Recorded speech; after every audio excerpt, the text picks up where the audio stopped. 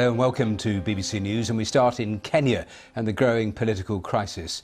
Raila Odinga, the losing candidate in the presidential election, has said he will challenge the result in court. The former Prime Minister said the results were null and void. On Monday, William Ruto was declared the winner in last week's tightly contested poll. Earlier today, more than half the Election Commission's members also rejected the official results. Well, here's Mr Odinga making that announcement. The figures announced by Mr Chebukati are null and void.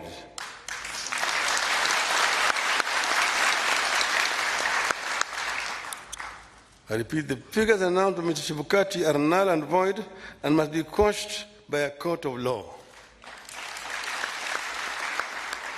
In our view, there is neither a legally and validly declared winner nor a president-elect. But for avoidance of doubt, I want to repeat that we totally and without reservations reject the presidential results announced yesterday by Mr. Chebukati. I want to commend our supporters for remaining calm and keeping the peace, and I urge them to continue to do so.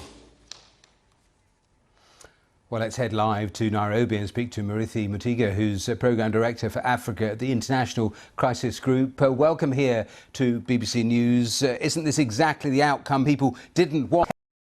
Contested election result? Yes, well, this election was extremely competitive. You had 4 million people voting, only about 200,000 dividing the candidates. So it was perhaps to be expected that with half of the country supporting either candidate, that there could be a contested outcome. But two things. One is that it's commendable that Odinga, unlike the past, is telling his supporters to be calm. He's asking them to go to court. And so this contrasts with 2007 when he took his case to the streets. And then secondly, one of the reasons he's doing that is because at least Kenya today has a judiciary that's seen as fairly, ferociously independent, and therefore that might be able to give him a fair shake. So yes, worrisome that it's contested, but at least it's being contested institutionally.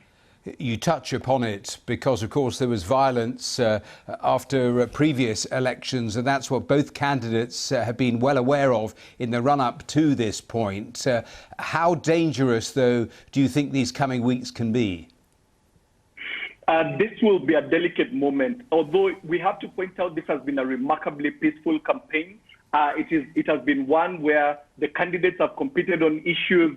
They have been fairly dignified in their treatment of others, and they have resisted appeals to communal solidarity. However, much will depend on how Odinga supporters perceive that they are treated by the courts, how gracious the victor, Deputy President William Ruto, is seen in his treatment of Odinga. He already has said they have had a conversation. One hopes that he'll continue in that bent.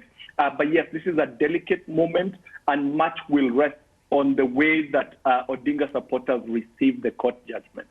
I suppose the way that both candidates behave, because I was listening to William Ruto only yesterday in his victory press conference saying that he wanted to get on with the priorities in front of him. He clearly intends to get on with governing right immediately. How much of a problem is that, given that Odinga wants this to go through the courts and only then for a decision to be made?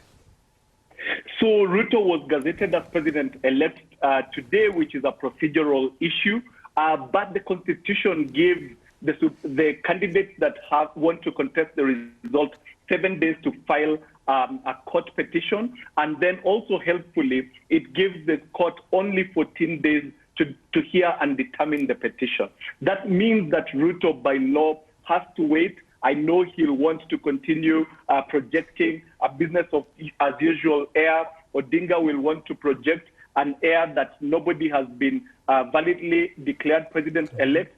But we have to point to a third figure. That is the current president, Uhuru Kenyatta, who put his name to Odinga's campaign, really worked very hard to get Odinga elected, will be sorely disappointed that Ruto not only seems to have defeated him, at least officially, but also seems to have posted very strong results in President Kenyatta's home area. And so the question Let me is, ask you really briefly, if I can, at the end, because, of course, ethnic divisions have played so strongly in previous elections, not so this time. How much does that change what might happen in the coming days? Yes, I think that's really important. Already we've seen a very calm reaction to the rejection of the results yesterday, except for a couple of demonstrations. I think the lower ethnic tensions are really important. I think the change in the system of government, introducing devolution, has lowered the stakes, but still we can't forget the fact that these are really powerful leaders with very heavy sway upon their constituencies. So much will depend on the behavior of the leaders. Ruthie, great to talk to you. Thank you so much for joining us live there from Nairobi. Thanks for your time. Thank you.